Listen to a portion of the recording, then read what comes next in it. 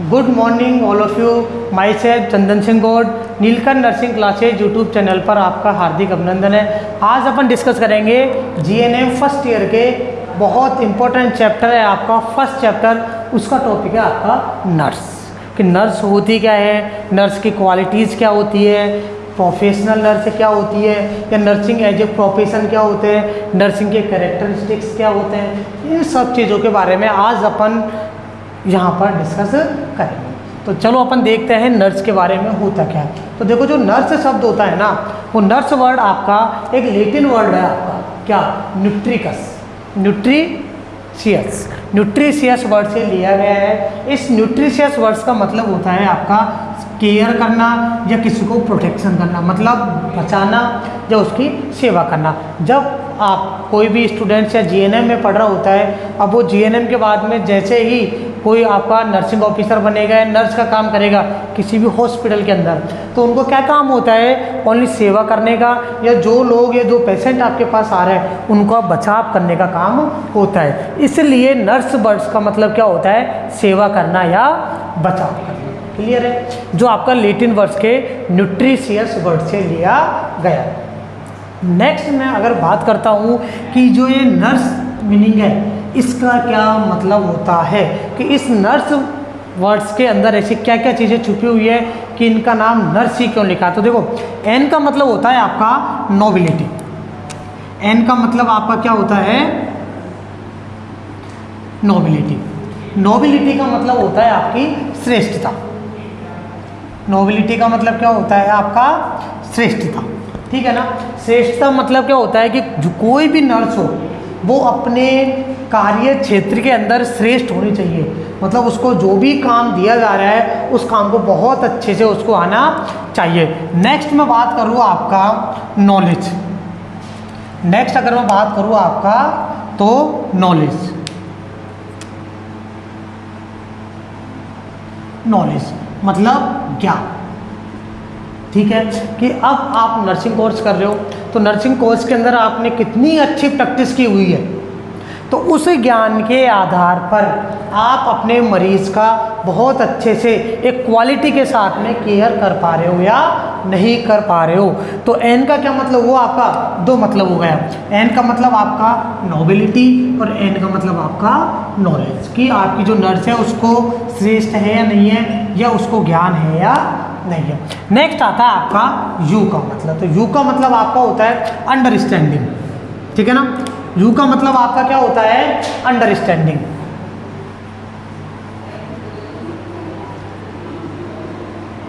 तो understanding, understanding का मतलब सबको पता ही होगा।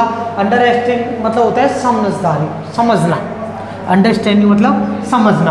अब देखो उसमें बहुत सारी चीज़ आती है, जैसे आपको डॉक्टर ने कोई भी आपको क्लाइंट्स को दवाई वगैरह लिख दी, तो उन दवाइयों को आप अच्छे से समझ पा रहे हो या नहीं समझ पा रहे हो, ठीक है। या जो आपका पेशेंट आपके सामने आ रहा है उसके साइकोलॉजिकली आप उसको समझ पा रहे हो या नहीं समझ पा रहे हो। तो हर नर्स के अंदर अंडरस्टैंडिंग होना बहुत ज़रूरी है। यूजफुलनेस, नेक्स्ट मतलब है आपका यूजफुलनेस मतलब उपयोगिता। उपयोगिता का मतलब क्या होता है, जैसे आपको कोई भी इंस्ट्रूमेंट्स के बारे में, या जैसे आईवी फ्लूइड चढ़ा रहे हैं तो वो क्यों चढ़ा रहे हैं, तो उसका आपको उपयोग आता है या नहीं आता।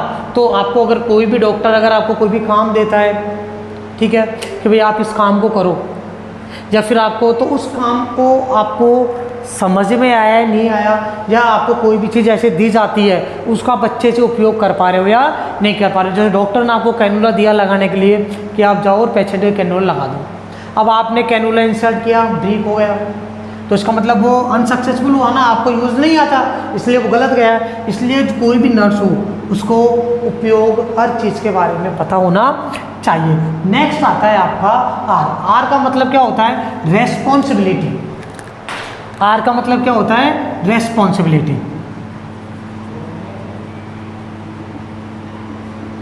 रेस्पॉन्सिबिलिटी का मतलब क्या होता है आपको, जिम्मेदारी, ठीक है ना। तो ये तो मतलब कोई ऐसा वर्ड्स है नहीं, जिम्मेदारी मतलब आपको जो भी मरीज़ के बारे में आपको दिया गया है, या कोई मरीज़ आपको दिया गया है कि आपको उसको केयर करनी है, तो आप उसकी अपनी जिम्मेदारी से उसकी अच्छे से केयर कर रहे हो या नहीं कर रहे हो, एज ए रेस्पॉन्सिबल पर्सन बन के आप उसके अच्छे से केयर कर रहे हो नहीं कर रहे हो, या अपने काम में कोई लापरवाही तो आप नहीं कर रहे हो, तो वो रेस्पॉन्सिबिलिटी होना बहुत ज़रूरी है।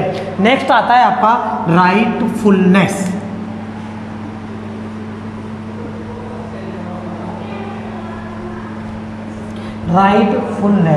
राइटफुलनेस मतलब आपको आपके राइट अधिकारों के बारे में पता है या नहीं है, कि कौन सा काम आपको करना है, कौन सा काम आपको नहीं करना, तो वो राइट्स के बारे में आपको पता है या नहीं है। या फिर जो भी काम आपको दिया जा रहा है उस काम को आप एक बहुत अच्छे तरीके से राइट वे में कर रहे हो या नहीं कर रहे हो, कहीं आप उस काम को गलत तरीके से तो नहीं कर रहे हो, तो एक राइटफुलनेस होना बहुत ज़रूरी है। नेक्स्ट आता है आपका एस का मतलब सिंपैथी।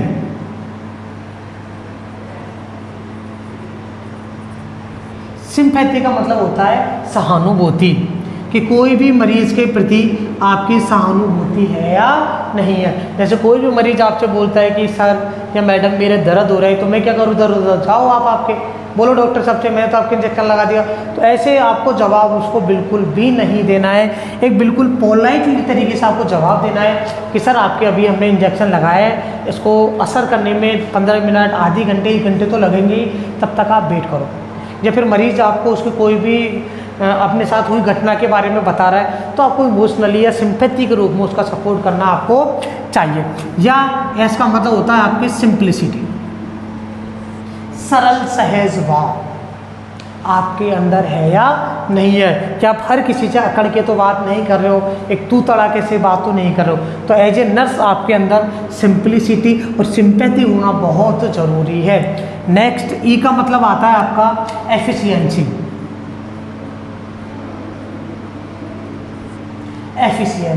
और इधर आता है आपका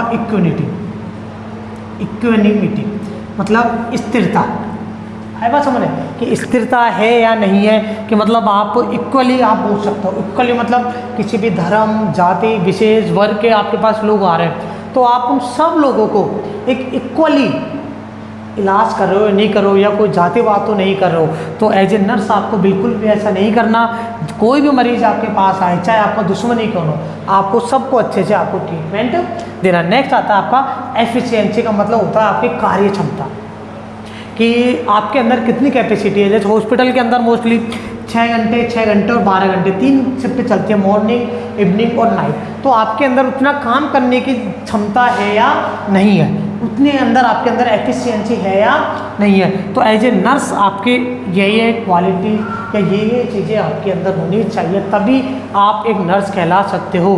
तो एक नर्स के अंदर देख लो, एक नर्स मीनिंग के अंदर कितनी चीज़ें छुपी हुई है, nobility, knowledge, understanding, usefulness, responsibility, rightfulness, sympathy, simplicity, efficiency and equanimity, ये चीज़ें आपके अंदर होनी चाहिए। तो तब तक आप इसको नोट डाउन कर सकते हो। चलो अब नेक्स्ट अपन बात करते हैं प्रोफेशनल नर्स के बारे में, कि प्रोफेशनल नर्स आप किस पर्सन को बोलोगे। ठीक है, तो देखो प्रोफेशनल नर्स क्या होती है। अब जैसे मैं आपके सामने, मैंने कोई जीएनएम नहीं कर रखी, या मैंने कोई नर्सिंग नहीं कर रखी कंप्लीट, या मैंने बिल्कुल ही कोर्स नहीं कर रखा, तो क्या आप मेरे को प्रोफेशनल नर्स बोल सकते हो? नहीं बोल सकते। क्यों? क्योंकि मेरे पास ना तो कोई डिग्री है ना कोई डिप्लोमा है, तो मैं प्रोफेशनल नर्स कैसे हुआ। तो देखो इसमें क्या होता है कि एक प्रोफेशनल नर्स अपन उसको बोलेंगे जिसने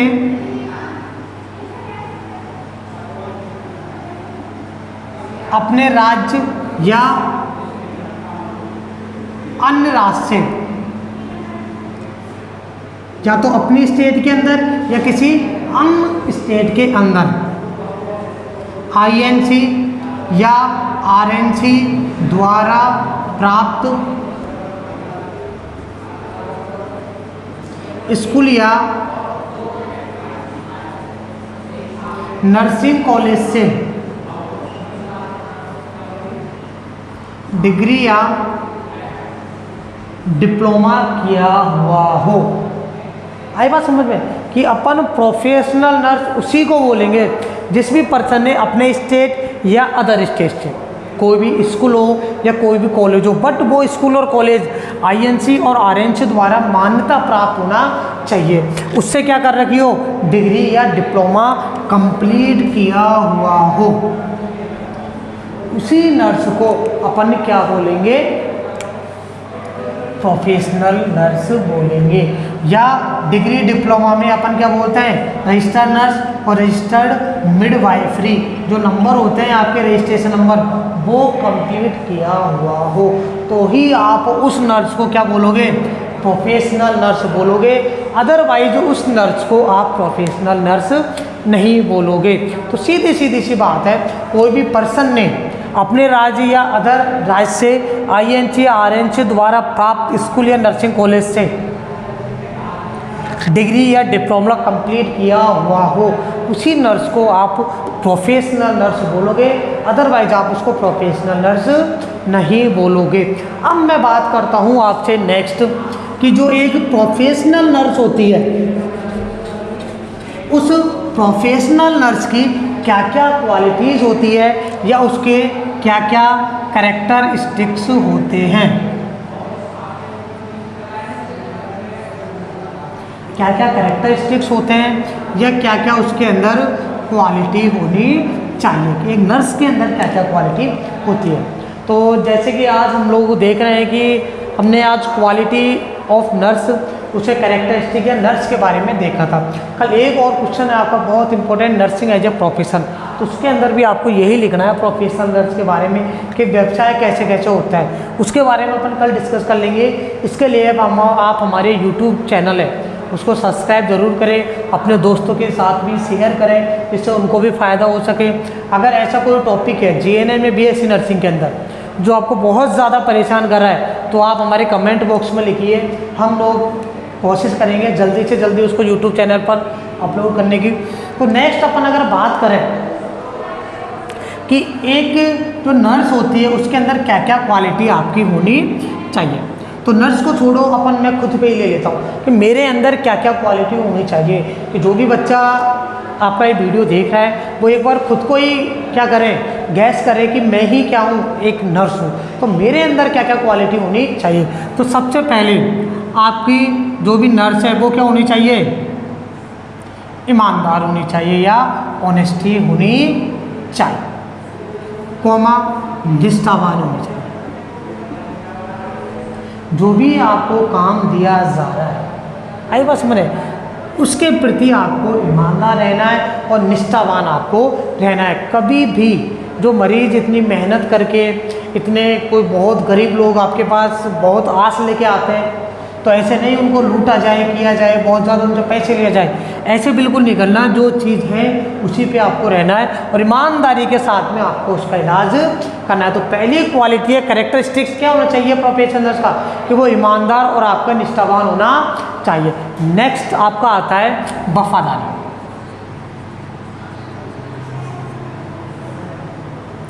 कोई भी आपकी नर्स है वो क्या होनी चाहिए, आपकी वफादार होनी चाहिए। बात वो ही चीज़ है, ईमानदारी वफादार। अब आप ईमानदार हो किसी को लेके तो वफादार भी रहोगे कि अपने मालिक के साथ। तो अपने तो कौन है भाई, जो अपन को पैसे देते हैं, पैसे कौन देता है, मरीज देता है, तो अपने लिए तो वही है ना। जैसे कोई दुकानदार है उसके लिए ग्राहक उसका भगवान होता है, तो उनके साथ में उनको हमेशा क्या रहना चाहिए, वफादार रहना चाहिए, ऐसे नहीं उनके साथ बेईमानी करे। तो एज ए नर्स आपको भी आपके पेशेंट के साथ में हमेशा क्या रहना है, वफादार रहना है, उनको कभी भी धोखा नहीं देना है। नेक्स्ट आपको अनुशासन व आज्ञाकारी।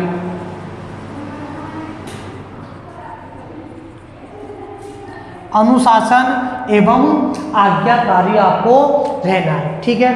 कि कोई भी नर्स है उसको हमेशा एक डिसिप्लिन नेचर के अंदर आपको रहना है, कभी भी उनको डिसिप्लिन भंग नहीं करना और हमेशा उनको आज्ञाकारी होना चाहिए। कि एक डॉक्टर जो आपको आज्ञा देता है कि मैडम आपको ये करना है या आपको ये काम करना है, तो हमेशा उनकी आज्ञा का पालन करना है। ऐसे नहीं मैं क्यों करूँ, दूसरी नर्स को बोलो ना, तो कभी भी आपको ऐसे ऊट पटांग तरीके से बात नहीं करनी, हमेशा आज्ञाकारी और आपको अनुशासन के रूप में आपको रहना है। नेक्स्ट मैं बात करूं नम्रता एज ए नर्स आपको बहुत नम्र स्वभाव के अंदर आपको रहना है। आपको ऐसे नहीं किसी से उटपटांग तरीके से बात कर रहे हैं।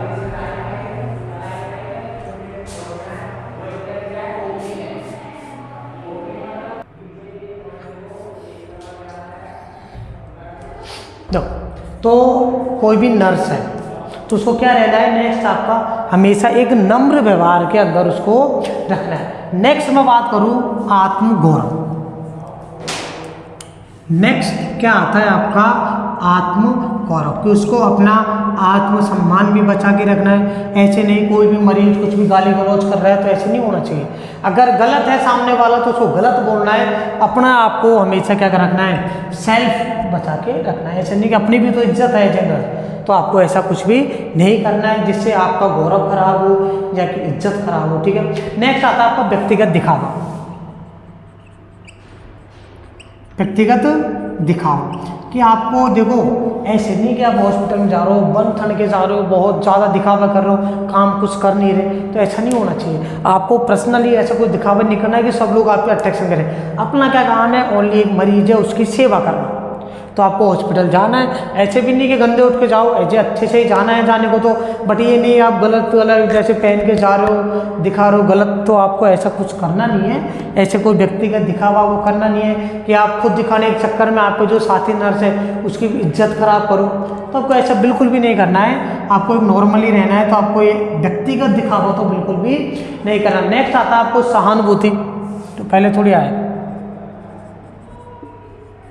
आपको आपके पेशेंट के प्रति क्या रखना है, सहानुभूति रखना है। नेक्स्ट अवलोकन करना, मतलब देखो इस अवलोकन करने का क्या मतलब, जैसे आपका मरीज है, आप गए 8 बजे, ठीक है, तो आपने देखा कुछ मरीज को जो TPR था वो थोड़ा सा फ्लक्चुएंस था, अपर थोड़ा सा ज़्यादा हो रहा था, टेम्परेचर भी आपका 99 पॉइंट के लगभग जा रहा था, पल्स भी आपकी 110 के लगभग जा रही थी, रेस्पिरेशन 23 जा रहा था। ठीक है, फिर आपने वापस अगेन 1 घंटे बाद देखा तो नॉर्मल आ रहा था, फिर आपने देखा, तो इसका आप अवलोकन अच्छे से कर पा रहे हो या नहीं कर पा रहे हो। अगर आप इसका अवलोकन अच्छे से नहीं कर पा रहे हो, उसको अच्छे से ऑब्जर्व नहीं कर पा रहे हो, तो सपोज करो उसको बहुत ज़्यादा टेम्परेचर हो सकता है, आप पे आता ही नहीं है टेम्परेचर देखना, आपने उसमें नॉर्मल लिख दिया, जबकि आपके मरीज को बहुत ज़्यादा फीवर है, तो उस कंडीशन में भी क्या हो सकता है, उस मरीज को नुकसान हो सकता है। तो आपको बहुत अच्छे से एज ए नर्स आपको क्या आना चाहिए, अवलोकन का आना चाहिए। नेक्स्ट अपना उत्तरदायित्व, देखो अपन यहाँ लिखते हैं, नेक्स्ट क्या है, उत्तरदायित्व कि एज ए नर्स क्या आपके कैरेक्टरिस्टिक या क्वालिटी होती है कि आपको जो भी काम दिया जाता है उसको अपना उत्तरदायित्व समझ के आपको उस काम को कंप्लीट करना चाहिए। ऐसे नहीं कि आपको काम बताया, आपने किसी दूसरे पे डाल दिया, उसने किसी तीसरे पे डाल दिया और वो काम ही ना हो, तो आपको ऐसा नहीं करना है। एक जिम्मेदार आदमी समझ के जो आपको उत्तरदायित्व दिया जा रहा है उस उत्तरदायित्व को आपको अच्छे से निभाना है। नेक्स्ट जल्दी निर्णय लेने की क्षमता,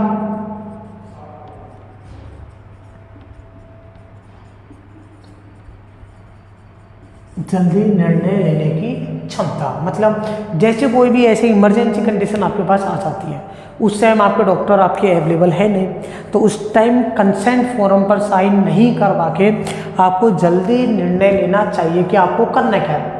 या चलो डॉक्टर साहब ने बोला है कि भाई वो 15 मिनट लग जाएंगे, तब तक आपको अगर कोई हेड इंजरी आ रहा है तो ऐसे आपको व्यवस्था कर देनी है, पट्टी वट्टी बांध के कि ब्लड ना निकले, ऑक्सीजन वगैरह उसको लगा देना है। तो तुरंत एक निर्णय लेने की जो क्षमता होती है वो एक नर्स के अंदर होनी चाहिए, नहीं तो जब तक डॉक्टर आएगा तब तक आपको पेशेंट की हो सकती है, डेथ हो सकती है। तो आपको क्या करना है, एक एज ए नर्स आपकी ये क्वालिटी होनी चाहिए कि आपके अंदर जल्दी निर्णय लेने की क्षमता आपकी होनी चाहिए। नेक्स्ट जो अपने साथी लोग हैं, अपने जो साथी नर्स है उनके साथ अच्छा व्यवहार आपको करना है, ये क्वालिटी मैंने बताया था आपको पहले भी कि ऐसे नहीं आप आपको व्यक्तिगत दिखावे के चक्कर में जो अपने साथी नर्स हैं उनकी बेइज्जती करवा दो, ऐसा आपको करना नहीं है। तो अपने साथी जो भी स्टाफ है उसका सहयोग व्यवहार करना चाहिए। नेक्स्ट तकनीकी योग्य होना चाहिए, तकनीकी मतलब हर जो भी मशीन वगैरह है उनको आपको चलाना आना चाहिए कि आपका ऑटो मशीन कैसे चलती है, सक्शन कैसे किया जाता है, वेंटिलेटर कैसे काम करता है, तो हल्की फुल्की आपको तकनीकी नॉलेज भी होनी चाहिए। नेक्स्ट लास्ट आता है कि एक नर्स को अच्छा श्रोता होना चाहिए। अच्छा श्रोता मतलब सुनने वाला। कैसे सुनोगे, कोई भजन कीर्तन थोड़ी सुनना है। भजन मतलब मरीज जो भी बातें आपको बताता है उन सारी बातों को आपको बहुत अच्छे से सुनना है, उन बातों को अवलोकन करना है, उनमें देखना है कि क्या चीज़ है, फिर आप अपने डॉक्टर से डिस्कस करके उस पेशेंट की जो भी प्रॉब्लम है उसको दूर कर सकते हो। ठीक है, तो अपन ने अभी क्या देखे थे प्रोफेशनल नर्स के बारे में कि प्रोफेशनल नर्स किसको बोलेंगे और उसके क्या क्या क्वालिटीज या कैरेक्टरिस्टिक्स होने चाहिए जो हर प्रोफेशनल नर्स के अंदर होने चाहिए। तो नेक्स्ट अपन अब डिस्कस करेंगे हॉस्पिटल्स के बारे में। तो जिस चैनल पर नए नए वीडियो प्राप्त करने के लिए आप हमारे यूट्यूब चैनल को सब्सक्राइब करें और अपने दोस्तों से भी करवाएं जिससे आप सबको फ़ायदा हो। ठीक है, thank you all of you.